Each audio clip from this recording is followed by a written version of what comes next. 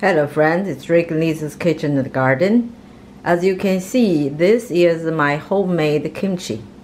Kimchi is getting very popular nowadays and it's very expensive to buy it from supermarket. You can actually make it at home very easy. It's a kind of staple for my hometown.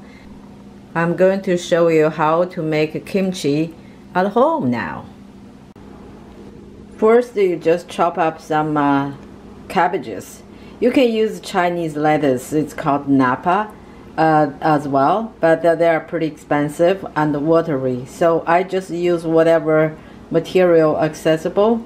I got two kinds of cabbages, purple cabbages and green cabbages. They give nice flavor and texture.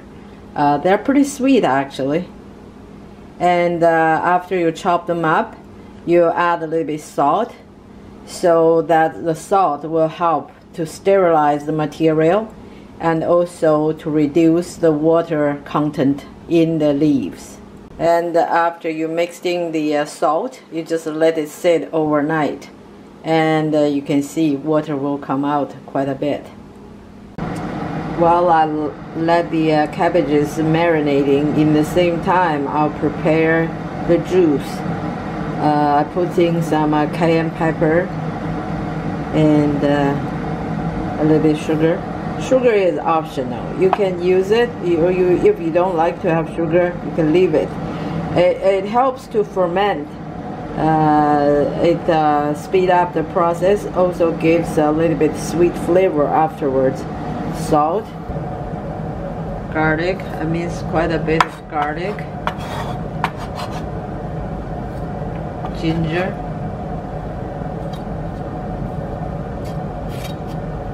and then I add the boiling water and to let it settle down. Now the water is boiling, I just add the water.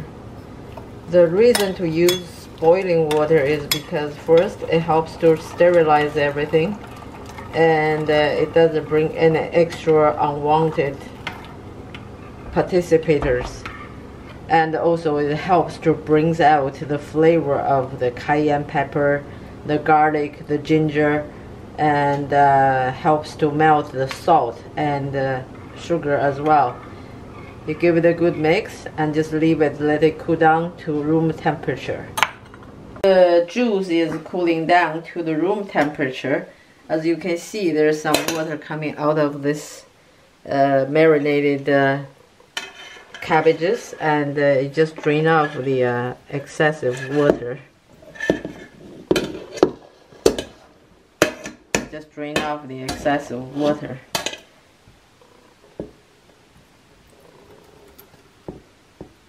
And because it has been mixed with salt, so you just have to moderate whatever amount of salt you put in the juice as well. It's really personal, it depends on your taste, and I have no absolute amount for you for reference. It's really up to your own taste. If you prefer it spicy, you can add a little more cayenne pepper. If you don't like very spicy, you just add less. And you can taste the juice, see if that's up to your taste. And you give it a good mix. You can also add a little bit of fruit in this, like an apple or pear, to give a little bit of fruity taste when it's fermented. And that's good too. And you give it a good mix. And then I just put it in a container.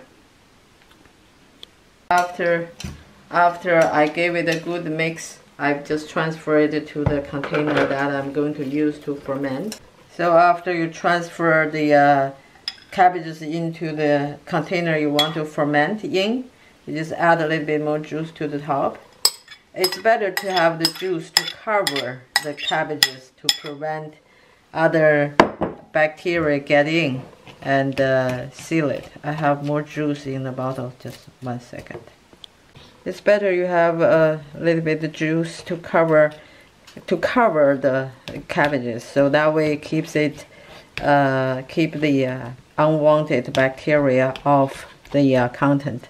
And then you just cover it. Let it stay at the room temperature for 2 or 3 days. It depends on how warm your house is. And then it will ferment. And you can check from time to time.